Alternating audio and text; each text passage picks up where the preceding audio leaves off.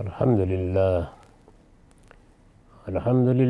رب العالمین والصلاة والسلام علی محمد الامین فاعوذ باللہ من الشیطان الرجیم بسم اللہ الرحمن الرحیم۔ خواتین و حضرات، ہم میزان حصہ اول میں دوسرے باب اخلاقیات کا مطالعہ کر رہے ہیں۔ بنیادی مباحث کیا ہیں اس پر گفتگو ہو رہی ہے۔ اس میں 3 سوالات سامنے رکھے گئے۔ ایک یہ کہ خیر و شر کا جو شعور ہمیں حاصل ہے اس کا کیا ذریعہ ہے؟ یہ کوئی باطنی چیز ہے، ہم کوئی حادثہ اخلاقی رکھتے ہیں، یہ معاشرے کے تعامل سے بننے والے تصورات ہیں، یا بس پیغمبر ہی آ کے یہ بتاتے ہیں کہ یہ خیر ہے اور وہ شر ہے؟ دوسرا سوال کہ اس کا محرک کیا ہے، یعنی ہم کیوں خیر کو اختیار کریں اور کیوں شر سے اجتناب کریں؟ کیا چیز اس کی تحریک دیتی ہے؟ اور تیسرا سوال یہ ہے کہ اس سب کی غایت اور اس کا مقصود کیا ہے؟ یعنی تحریک ہو گئی لیکن پہنچیں گے کہاں؟ کیا چیز حاصل کرنی ہے اس سے؟ یہ اپنی ذات میں ایک اچھا عمل ہے یا کوئی ہدف ہے جہاں تک پہنچنا ہے؟ پہلے 2 سوالات پر ہم تفصیلی بحث کر چکے ہیں، اب تیسرا سوال زیر بحث ہے۔ میں نے لکھا ہے فلسفہ اخلاق کا تیسرا اہم سوال یہ ہے کہ اس سعی و عمل کی غایت اور اس کا مقصود کیا ہے؟ یعنی ہم جب صالح عمل کرنے کی کوشش کرتے ہیں، اچھے اخلاق اختیار کرنے کی کوشش کرتے ہیں، خیر کو اپنانے کی کوشش کرتے ہیں، بھلائی کے لیے جدوجہد کرتے ہیں، تو کیا چیز ہے جس کو ہم ہدف اور مقصد یا نصب العین کے طور پر سامنے رکھ کر یہ سب کر رہے ہوتے ہیں؟ فلسفہ اخلاق کا تیسرا اہم سوال یہ ہے کہ اس سعی و عمل کی غایت اور اس کا مقصود کیا ہے؟ اس کے مختلف جوابات لوگوں نے دیے ہیں۔ ایک گروہ کے نزدیک وہ خوشی ہے، یعنی جو اس علم کے بڑے لوگ پیدا ہوئے ہیں یا اس میں جو مختلف مکاتب فکر یا مدارس فکر بنے ہیں، انہوں نے کیا کیا جوابات دیے ہیں۔ ایک گروہ کے نزدیک وہ خوشی ہے، یعنی ہم جب خیر کو اختیار کرتے ہیں، اچھا عمل اپناتے ہیں تو اس سے مسرت حاصل ہوتی ہے۔ انسان چونکہ اپنے لیے خوشی، لذت، لطف کا خواہاں ہے، آرام اس کی جبلت ہے، وہ سکون چاہتا ہے، تو اس طرح کی جتنی چیزیں بھی ہیں ان کو ہدف بنا کے وہ جدوجہد کرتا ہے۔ آرام حاصل کرنے کے لیے سونے کی اچھی جگہ بناتا ہے، رہنے کے اچھے مکانات بناتا ہے۔ اسی طرح جب وہ خوبصورت چیزوں کو دیکھتا یا انہیں حاصل کرتا ہے تو اس سے اسے مسرت یا خوشی حاصل ہوتی ہے۔ تو یہاں جب اخلاقی لحاظ سے اچھائی کو اپنایا جاتا ہے تو اس سے بھی خوشی حاصل ہوتی ہے۔ ایک گروہ کے نزدیک وہ خوشی ہے، یعنی مسرت ہے۔ دوسرے کے نزدیک کمال ہے، یعنی انسان کو بنایا اس طرح گیا ہے کہ وہ پہلے دن ہی سے جب اپنی ذات کا شعور حاصل کرتا ہے تو اپنے نقائص کو دور کرنے کی سعی کرتا ہے، یعنی کمال اس کا ہدف ہوتا ہے۔ کیا حاصل کر پائے گا، کہاں تک پہنچے گا، لیکن ہر شخص اپنے دائرے میں کمال ہی تک پہنچنے کی جدوجہد کر رہا ہے۔ کوئی بڑا مقام حاصل کرنا، بڑے سے بڑا فلسفی، بڑے سے بڑا شاعر، بڑے سے بڑا ہنرمند، اور چھوٹے سے چھوٹا آدمی اپنے دائرے میں اور اپنے نقطہ نظر کے لحاظ سے حصول کمال ہی کی جدوجہد میں مصروف ہے۔ تو یہاں بھی یہی ہے، یعنی اگر آپ خیر کو اختیار کریں گے، بھلائی کو اپنائیں گے، تو یہ خود ایک کمال ہے، یعنی انسانی شخصیت میں جو جبلی خوبیاں پائی جاتی ہیں، جو صلاحیتیں دی گئی ہیں، جب انسان ان کو کمال تک پہنچانے کی صحیح کرتا رہتا ہے تو وہ بھلائی کی جو خواہش اس کے اندر ہے اور جس کا محرک بھی ہم پیچھے دیکھ چکے ہیں، اس سے بھی کمال حاصل کرنا چاہتا ہے کہ اس کے اندر جب کوئی برائی ہوتی ہے تو وہ محسوس کرتا ہے کہ یہ نقص ہے، یہ خامی ہے اور مجھے اپنی اس خامی کو دور کرنا ہے۔ تیسرے کے نزدیک فرض برائے فرض ہے، یعنی انسان بہت سی چیزوں کو اپنے اوپر لازم سمجھتا ہے، یہ اس کا شدید شعوری احساس ہے۔ جس طرح جبلت کے بعض تقاضے ہیں، یہ بھی ایک نوعیت کا جبلی تقاضا ہی ہے کہ وہ فرض برائے فرض سمجھ کر کسی چیز کو انجام دیتا ہے۔ یعنی مجھے والدین کی خدمت کرنی ہے، یہ تو میری ذمہ داری ہے، مجھ پر لازم ہے، مجھے اپنی قوم اور ملک کے ساتھ وفادار رہنا ہے، یہ میرا فرض ہے، یہ مجھ پر واجب ہے۔ ہم عام گفتگو میں بھی یہ الفاظ بولتے ہیں تو اس میں عام طور پہ یہ بحث نہیں کرتے کہ کیوں فرض ہے، کیوں واجب ہے، بلکہ اس کو ایک جبلی یا انسان کے خلقی تقاضے کے طور پر ہی لے لیا جاتا ہے۔ تو بعض لوگوں کے نزدیک یہ ایسی صورتحال ہے، یعنی بھلائی کو بھی انسان اس لیے اختیار کرتا ہے کہ یہ اس کی ذمہ داری ہے، وہ اس کا مکلف ہے، وہ اپنے وجود ہی سے اس چیز کا پابند کر دیا گیا ہے، یہ اس پر اس کی خلقت کے لحاظ سے واجب ہے کہ وہ بھلائی کو اختیار کرے اور برائی سے اجتناب کرے۔ یہ تین بڑے نقطہ نظر ہیں۔ سورہ شمس کی ان آیتوں سے، یعنی جن آیتوں کو میں نے سر عنوان بنایا ہے، جس میں یہ کہا گیا ہے کہ وَنَفْسٍ وَمَا سَوَّاهَا فَأَلْهَمَهَا فُجُورَهَا وَتَقْوَاهَا قَدْ أَفْلَحَ مَنْ زَكَّاهَا وَقَدْ خَابَ مَنْ دَسَّاهَا۔ اسی آیت کو سامنے رکھ کر میں ان تینوں سوالوں کے جواب یہاں اپنی کتاب میں دے رہا ہوں۔ سورہ شمس کی ان آیتوں سے یہ بات بھی صاف ہو جاتی ہے کہ قرآن کے نزدیک وہ مقصود تزکیہ ہے، یعنی قرآن مجید نے یہ بتایا ہے کہ اس دنیا میں انسان کے خالق نے یہ بات طے کر دی ہے کہ تمہیں پاکیزگی اختیار کرنی ہے، یعنی اپنے آپ کو ہر آلودگی سے بچا کر اور اپنے باطن کی پاکیزگی کو زیادہ سے زیادہ نشو و نما دے کر اس دنیا سے جانا ہے۔ قرآن کے نزدیک وہ مقصود تزکیہ ہے۔ تو جس طرح دین کی تمام تعلیمات میں تزکیہ ہی ہدف ہے، تزکیہ ہی مقصود ہے، تزکیے ہی کو پانے کے لیے ہم سب چیزیں کر رہے ہوتے ہیں، تو برائی سے اجتناب اور بھلائی کو اختیار کرنا بھی اسی لیے۔ قرآن کے نزدیک وہ مقصود تزکیہ ہے جس کے نتیجے میں، یعنی پھر اس کے بعد صرف یہ نہیں ہے کہ تزکیہ برائے تزکیہ، نہیں، تزکیے کے ساتھ ایک نتیجے کو قرآن نے متعلق کر دیا ہے۔ وہ نتیجہ کیا ہے؟ خدا کی ابدی بادشاہی۔ خدا کی ابدی بادشاہی یہ جنت کی تعبیر ہے۔ دنیا میں جب اللہ کے پیغمبر آتے ہیں تو اس وقت بھی اس کی ایک جھلک دکھائی جاتی ہے، یعنی جو بادشاہی اگر ان کو اقتدار حاصل ہو جائے اس کے نتیجے میں قائم ہوتی ہے۔ سیدنا مسیح نے یہ تعبیر اس کے لیے بھی اختیار کی ہے، اور قیامت میں جب اللہ تعالیٰ براہ راست نظم چلائیں گے اس موقع کے لیے بھی اختیار کی ہے۔ یہ جنت کی تعبیر ہے۔ سورہ شمس کی ان آیتوں سے یہ بات بھی صاف ہو جاتی ہے کہ قرآن کے نزدیک وہ مقصود تزکیہ ہے جس کے نتیجے میں خدا کی ابدی بادشاہی انسان کو حاصل ہو جائے گی۔ اب اس میں اگر تقابل کر کے دیکھیں تو خوشی بھی ایک عارضی چیز تھی، کمال بھی موت کے ساتھ چلا تو نہیں جائے گا۔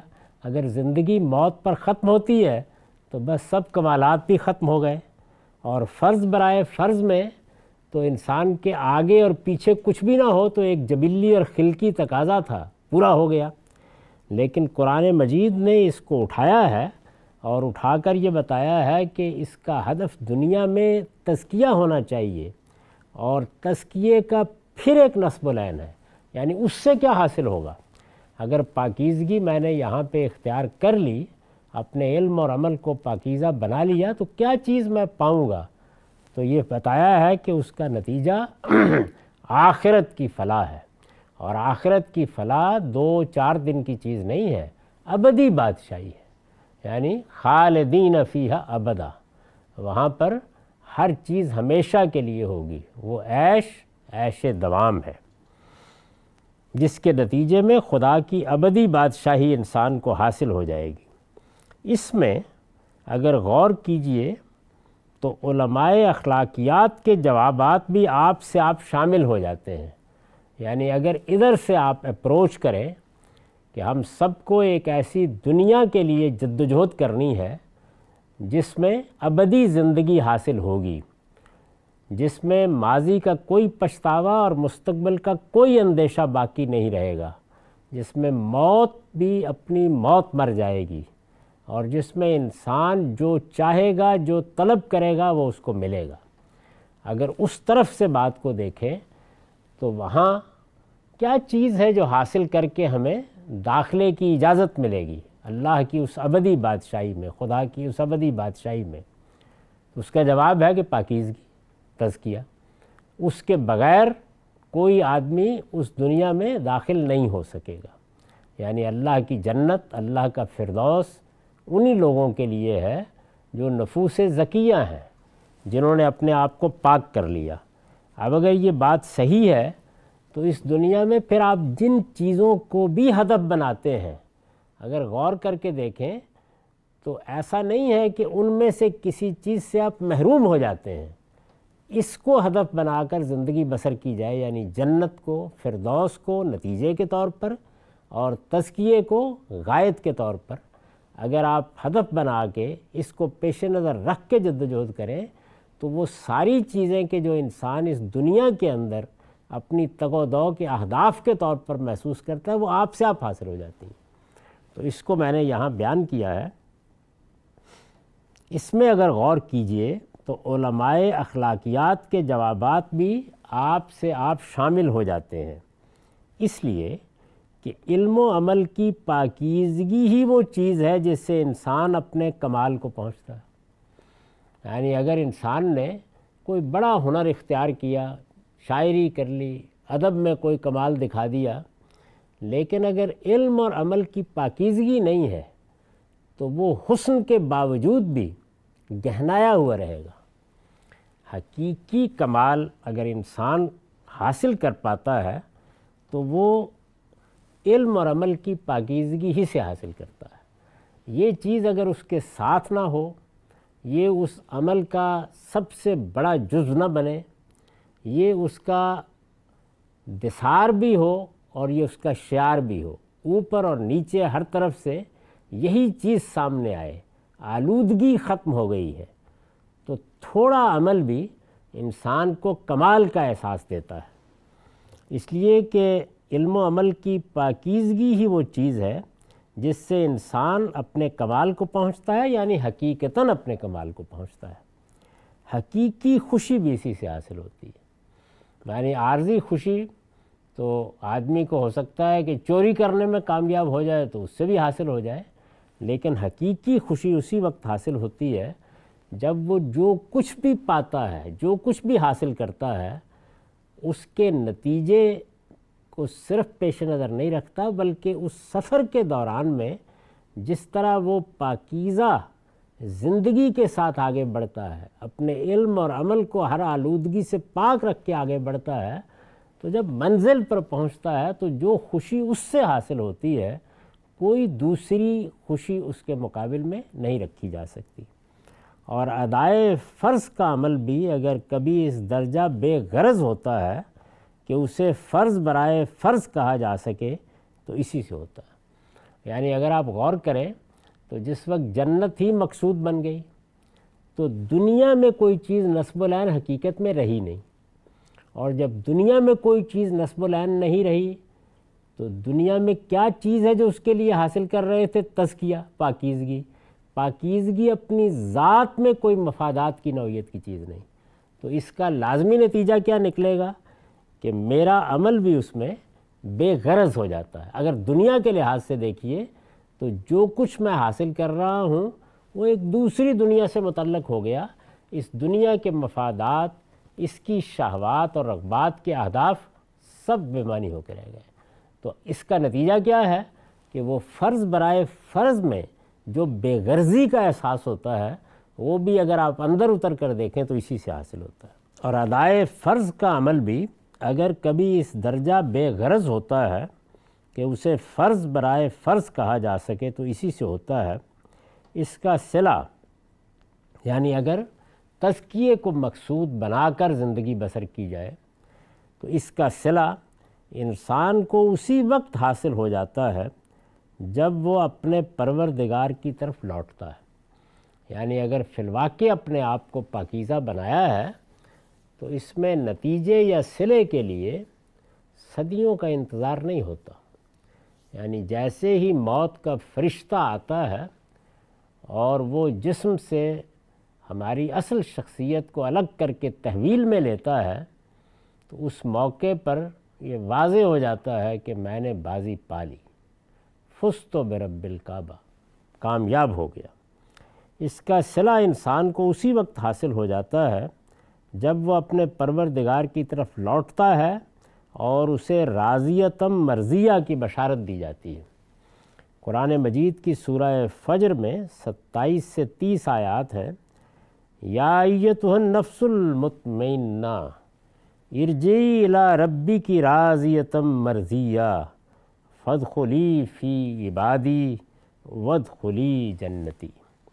اے نفس مطمئن، یعنی جب موت آتی ہے، اے نفس مطمئن اپنے رب کی طرف لوٹ اس حال میں کہ تو اس سے راضی ہے اور وہ تجھ سے راضی، سو میرے بندوں میں شامل ہو اور میری جنت میں داخل ہو۔ یہ قرآن مجید نے اجمال کے ساتھ بیان کیا ہے، احادیث سے اس کی پوری تفصیل معلوم ہو جاتی ہے اور یہ پتہ چلتا ہے کہ کس شان کے ساتھ، کس محبت کے ساتھ فرشتے اس کو وصول کرتے ہیں، بارگاہ میں پیش کرتے ہیں، اس کو بشارت دیتے ہیں، اس کی جنت یا اس کا صلہ اس کو بتاتے ہیں بلکہ دکھاتے ہیں، اور اس کے بعد اس کو سلا دیا جاتا ہے۔ استاذ امام امین احسن اصلاحی اس کی وضاحت میں لکھتے ہیں، یہ اللہ تعالیٰ کی طرف سے جو پیچھے آیات نقل ہوئی ہیں جس میں یہ کہا گیا ہے کہ اے نفس مطمئن اللہ کی بادشاہی میں داخل ہو جاؤ، یہ اللہ تعالیٰ کی طرف سے تحسین و آفرین کا کلمہ ہے۔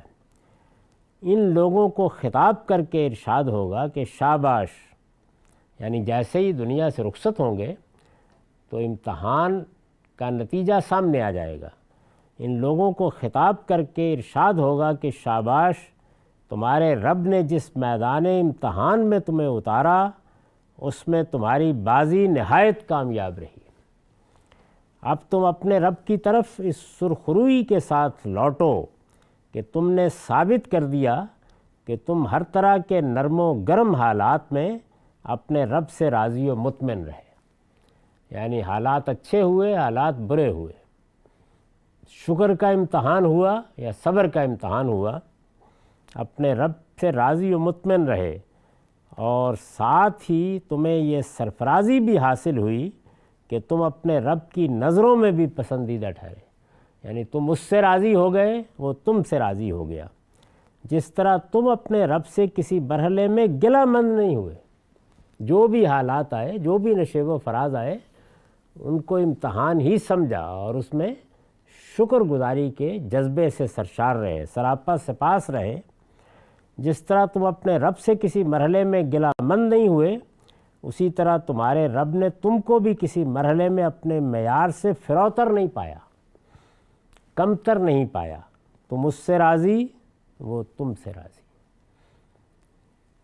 یہ بنیادی سوالات تھے جو فلسفہ اخلاق کو سمجھنے کے لیے بڑی اہمیت رکھتے ہیں۔ ان میں قرآن مجید کا نقطہ نظر کیا ہے، یہ اندازہ ہو گیا ہوگا کہ ایک ہی آیات کا چھوٹا سا مجموعہ ہے، وَنَفْسٍ وَمَا سَوَّاهَا فَأَلْهَمَهَا فُجُورَهَا وَتَقْوَاهَا قد افلح من زکاہا وقد خاب من دساہا، چھوٹا سا مجموعہ ہے، چند آیات، لیکن یہ سب اس میں بیان کر دیا گیا ہے۔ یہ اللہ کی کتاب قرآن مجید کا اعجاز ہے کہ اس نے کس طرح بات کو اٹھایا، کہاں سے شروع کیا اور کہاں پہنچا دیا۔ اس کے بعد اب ہم اخلاقیات کی فہرست دیکھیں گے۔ اس میں اب اگلا عنوان ہے اصل الاصول، یعنی یہ جو کچھ بھی ہم بھلائی یا برائی اختیار کرتے ہیں، جو خیر و شر ہم اپناتے ہیں یا جس کا ہمارے افعال سے اظہار ہوتا ہے، اس میں اصل الاصول کیا ہے؟ اس لیے کہ بھلائی اور برائی میں کچھ چیزیں بنیادی حیثیت رکھتی ہیں اور بے شمار چیزیں ہیں کہ جو ان بنیادی چیزوں پر مبنی سماج ہمارے لیے طے کر دیتا ہے۔ میں اس کو عام طور پر دو تعبیرات سے ادا کیا کرتا ہوں، یعنی بنیادی اخلاقیات اور اس سے بننے والے سماجی اخلاقیات۔ تو سماجی اخلاقیات میں اطلاقی عمل ہوتا ہے، یعنی ایک چیز ہے جو اپنے مجرد تصور میں ہم اختیار کرتے ہیں، وہ ہمارے باطن سے اٹھتی ہے، لیکن پھر وہ کس طرح اظہار کرے گی۔ مثلا والدین کا ادب، تو یہ تو ایک مجرد تصور ہے، لیکن ادب کے مراسم کیا ہوں گے؟ اللہ کی بندگی، یہ ایک جامع تصور ہے، یا یوں کہہ لیجئے کہ ایک مجرد سی چیز ہے، لیکن بندگی کا اظہار کن کن صورتوں میں ہوگا؟ تو دینی اخلاقیات اور سماجی اخلاقیات یہ اس بنیادی اخلاقیات پر مبنی ہوتی ہے، اور اس میں بہت کچھ تبدیلیاں اور تغیرات بھی آتے رہتے ہیں۔ تو اس لیے یہ عنوان قائم کیا گیا ہے کہ اصل الاصول کیا ہے، یعنی وہ کیا چیز ہے کہ جنہیں اخلاقیات کی بنیاد کی حیثیت سے پیش کیا جائے، وہ چیزیں کہ جو عالمگیر ہوں، وہ جس کے اوپر زمانہ، تمدن، حالات اثر انداز نہ ہو سکیں، جن کے بارے میں یہ کہا جا سکے کہ انسان گویا ماں کے پیٹ سے ان کو لے کر پیدا ہوتا ہے۔ یہ صرف الفاظ اور تعبیرات ہیں جو وقت، حالات یا معاشرے کے زیر اثر ان کو ملتی ہیں۔ تو اصل اصول کیا ہے؟ اس کے لیے میں نے جس آیت کو سر عنوان بنانے کے لیے انتخاب کیا ہے وہ سورہ نحل کی آیت 90 ہے۔ ارشاد فرمایا ہے، ان اللہ یامر بالعدل والاحسان وایتاء ذی القربی وینہی عن الفحشاء والمنکر والبغی یعظکم لعلکم تذکرون۔ اس سے پیچھے اللہ تعالیٰ کی کتاب قرآن مجید کا ذکر ہوا ہے۔ قرآن مجید جو اس لیے بھی آیا کہ اللہ کی شریعت پہنچا دے، اور اس لیے بھی آیا کہ جو کچھ ہدایت ہماری فطرت میں ودیت کی گئی ہے اس کی تاکید کرے، اس کو زندہ کرے، اس کے بارے میں خبردار کرے۔ تو ارشاد ہوا کہ بے شک اللہ اس میں، یعنی قرآن میں، اپنی اس کتاب میں، بے شک اللہ اس میں عدل اور احسان اور قرابت بندوں کو دیتے رہنے کی ہدایت کرتا ہے، اور بے حیائی، برائی اور سرکشی سے روکتا ہے۔ وہ تمہیں نصیحت کرتا ہے تاکہ تم یاد دہانی حاصل کرو۔ یہ وہ آیت ہے جو ہمارے ہاں جمعے کے خطبات کے لیے بھی انتخاب کی گئی ہے، یعنی ہر ہفتے، ہر 7 دن کے بعد مسجد میں جب ہم ایک اجتماعی جماعت میں شامل ہوں تو ہمارے ارباب حل وقت، ہمارے حکمران ہمیں نصیحت کریں، اور اس نصیحت میں سب سے زیادہ جس چیز کو دہرائے جانے کی ضرورت ہے وہ یہ ہے۔ اس لیے یہ آیت ہر جمعے کے خطبے میں پڑھنے کے لیے مسلمانوں نے انتخاب کر رکھی ہے۔ یہ اس باب میں قرآن کی ہدایت کا بنیادی اصول ہے، یعنی یہ آیت یہ بتاتی ہے کہ قرآن جس اخلاقی وجود کی تعمیر کرنا چاہتا ہے، ہمارے اندر جن بلائیوں کو دیکھنا چاہتا ہے اور جن برائیوں سے اجتناب کا تقاضا کرتا ہے، وہ یہ ہے. یہ اس باب میں قرآن کی ہدایت کا بنیادی اصول ہے. بنیادی اصول ہے یعنی یہ وہ چیزیں ہیں کہ جو ہر جگہ موجود ہوں گی، جو عالمگیر دعوت کی بنیاد بنیں گی، جن میں زمانہ حالات کوئی تغیر پیدا نہیں کرے گا. لہٰذا اگر پیغمبر آ کے ان چیزوں کا تقاضا کریں گے تو یہ دل کی آواز ہوگی ہر شخص کی. ان پر بننے والے مراسم، ان پر قائم ہونے والے قاعدے، ان پر وجود پذیر ہونے والی سماجی اخلاقیات، اس میں تبدیلیاں، تغیرات آتے رہتے ہیں. یہ اس باب میں قرآن کی ہدایت کا بنیادی اصول ہے. انسان کی فطرت جن فضائل اخلاق کو پانے اور جن رذائل سے بچنے کا تقاضا کرتی ہے، یعنی وہ کیا چیزیں ہیں کہ جو فطرت کہتی ہے کہ یہ تمہیں اختیار کرنی چاہیے، اور وہ کیا چیزیں ہیں کہ فطرت کہتی ہے کہ ان سے تمہیں بچنا چاہیے. تو کرنی چاہیے ان کے لیے فضائل کی تعبیر ہے، جن سے بچنا چاہیے ان کے لیے رذائل کی تعبیر ہے. انسان کی فطرت جن فضائل اخلاق کو پانے اور جن رذائل سے بچنے کا تقاضا کرتی ہے، ان کی بنیادیں اس میں واضح کر دی گئی ہیں. اس ایک آیت میں، سورہ نحل کی اس ایک آیت میں وہ بنیادیں واضح کر دی گئی ہیں. یہ بتا دیا گیا ہے کہ یہ وہ چیزیں ہیں جو تمہارا حادثہ اخلاقی تمہارے باطن میں پاتا ہے، اور پھر جب سوسائٹی یا معاشرہ اسے الفاظ میسر کر دیتا ہے تو وہ ان چیزوں کو مان لیتا ہے. خیر و شر کے یہ اصول بالکل فطری ہیں. یعنی آپ غور کر کے دیکھیے کہ یہ وہ چیزیں ہیں کہ اگر آپ کو الفاظ دے دیے جائیں تو ہر شخص مان جائے گا کہ یہ عالمگیر صداقتیں ہیں. خیر و شر کے یہ اصول بالکل فطری ہیں، لہٰذا خدا کے دین میں بھی ہمیشہ مسلم رہے.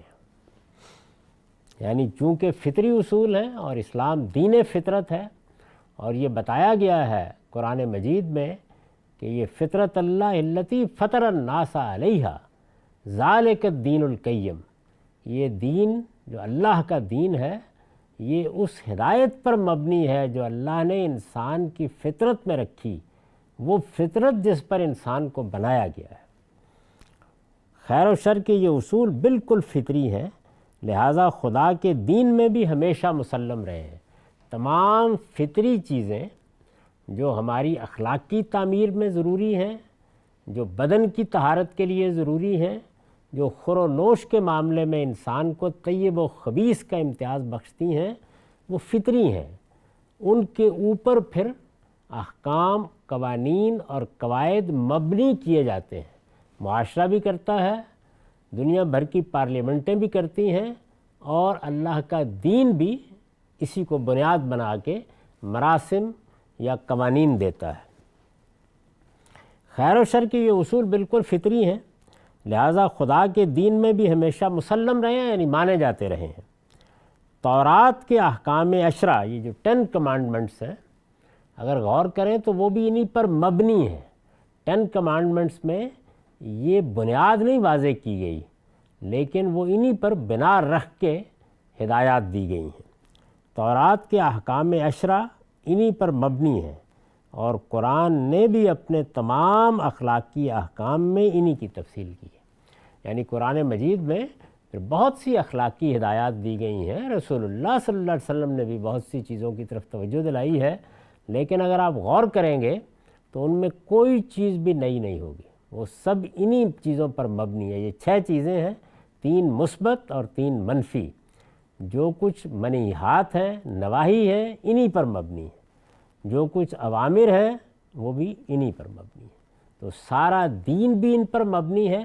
اور اگر آپ غور کر کے دیکھیں تو عالمی سطح پر تمام قوانین بھی انہی پر مبنی ہیں یا مبنی ہونے چاہیے. جہاں ان سے کوئی انحراف کیا جاتا ہے وہاں فساد پیدا ہوتا ہے. تورات کے احکام 10 انہی پر مبنی ہیں، اور قرآن نے بھی اپنے تمام اخلاقی احکام میں انہی کی تفصیل کی ہے. ہم یہاں ان کی وضاحت کریں گے، یعنی ان 6 چیزوں کی اب تفصیل یا وضاحت ہوگی۔ پہلی چیز جس کا آیت میں حکم دیا گیا عدل ہے، جسٹس۔ اگر آپ غور کر کے دیکھیے تو اس کے اطلاقی تصورات میں، اس کے سماجی احساس میں اختلافات ہو سکتے ہیں، لیکن انسان جو سب سے بڑھ کر چیز دنیا میں چاہتا ہے وہ جسٹس، عدل ہے۔ پہلی چیز جس کا آیت میں حکم دیا گیا ہے عدل ہے۔ اس کے معنی یہ ہے کہ جس کا جو حق کے واجب کسی پر عائد ہوتا ہے اسے بے کم و کاست اور بے لاگ طریقے سے ادا کر دیا جائے۔ ظاہر عدل کا سوال اپنی ذات کے ساتھ تو پیدا نہیں ہوگا، دوسروں کے ساتھ ہوگا۔ تو جب ہوگا تو کسی حق کا استقرار ہوگا، وہ حق کے واجب آپ ادا کر دیں، خواہ صاحب حق کمزور ہو یا طاقتور، اور خواہ ہم اسے پسند کریں یا ناپسند۔ چنانچہ فرمایا، اور دیکھیے قرآن مجید اس بات کو کس شان سے بیان کرتا ہے۔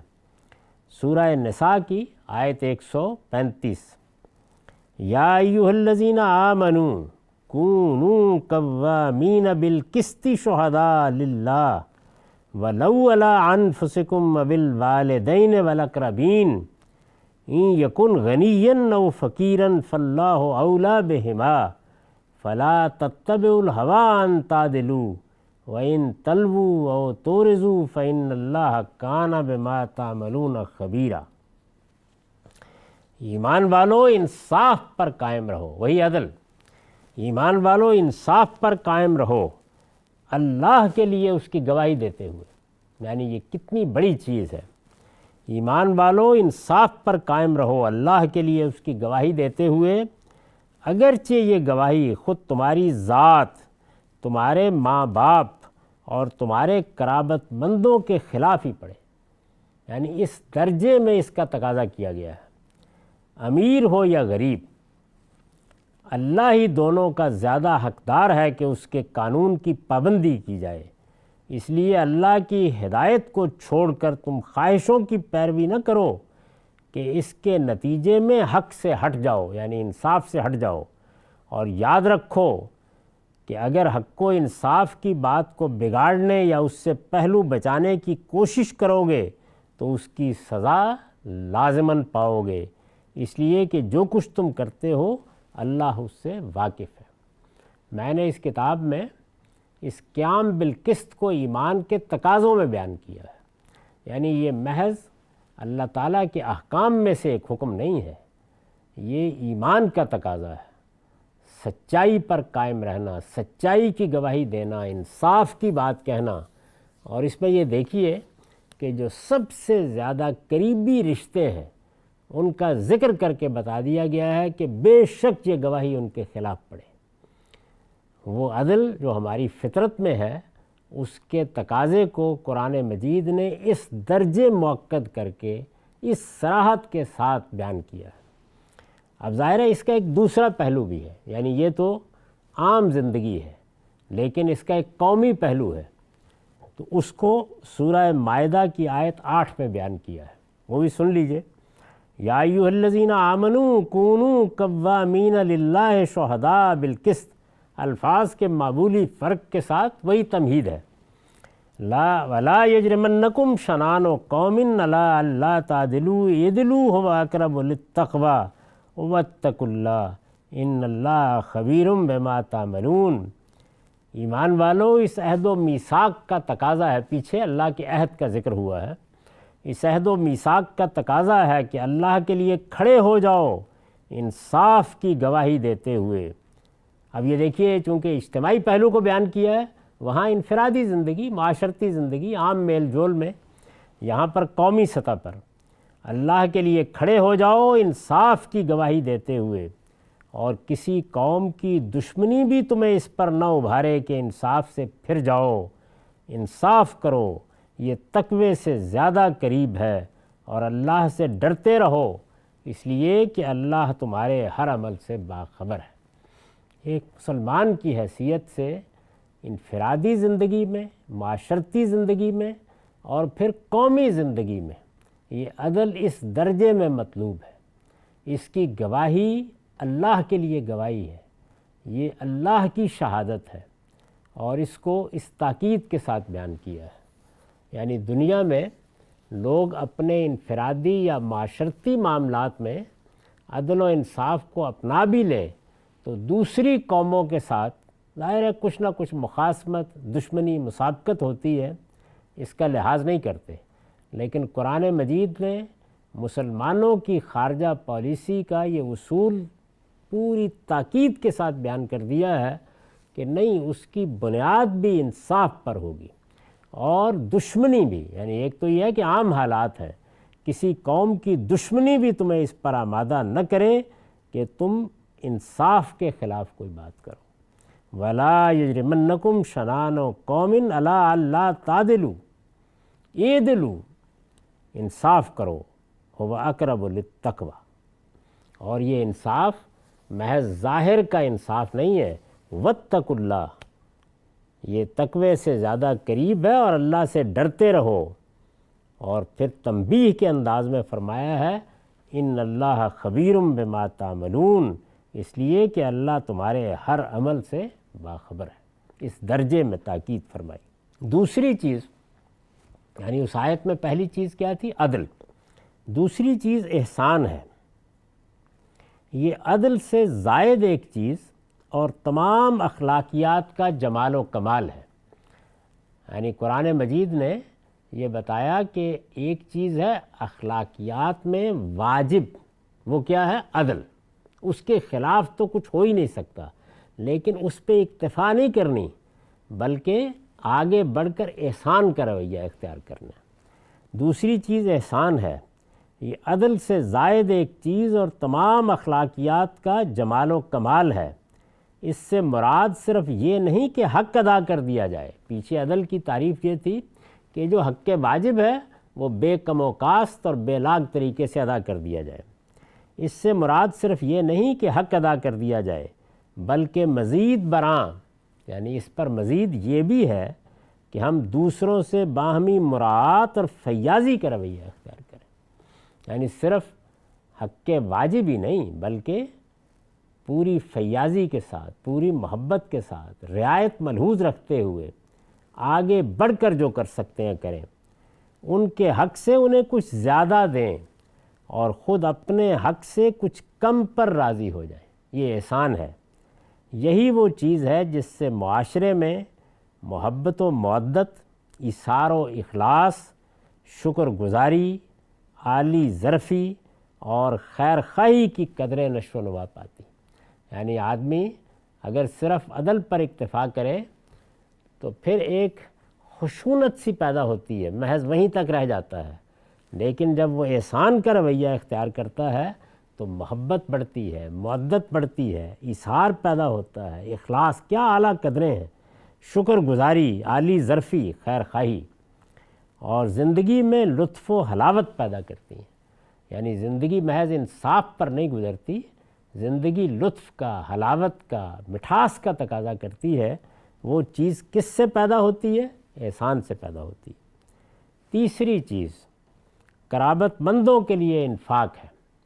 یعنی رشتے، چونکہ اللہ تعالیٰ نے نظم ہی ایسا بنایا ہے کہ ساری دنیا کے معاملات اور تعلقات میں، اور اخلاق ظاہر ہے کہ تعلقات ہی کے حوالے سے پیدا ہوتا ہے، ساری دنیا کے تعلقات میں کچھ رشتے ایسے ہیں کہ جو انسان کے ساتھ یا اس کی پیدائش کے ساتھ ہی اپنا امتیاز پیدا کر لیتے ہیں اور بالکل فطری ہیں، یعنی ہر شخص ان کو مانتا ہے۔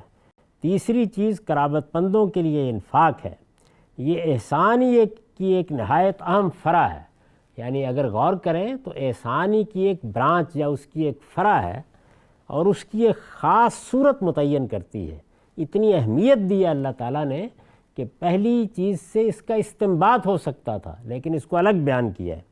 اس کا مطلب یہ ہے کہ قرابت مند یعنی رشتہ دار صرف اسی کے حقدار نہیں ہے کہ ان کے ساتھ عدل و احسان کا رویہ اختیار کیا جائے، بلکہ اس کے بھی حقدار ہیں کہ لوگ اپنے مال پر ان کا حق تسلیم کریں، انہیں کسی حال میں بھوکا ننگا نہ چھوڑیں، اور اپنے بال بچوں کے ساتھ ان کی ضرورتیں بھی جس حد تک ممکن ہو فیاضی کے ساتھ پوری کرنے کی کوشش کریں۔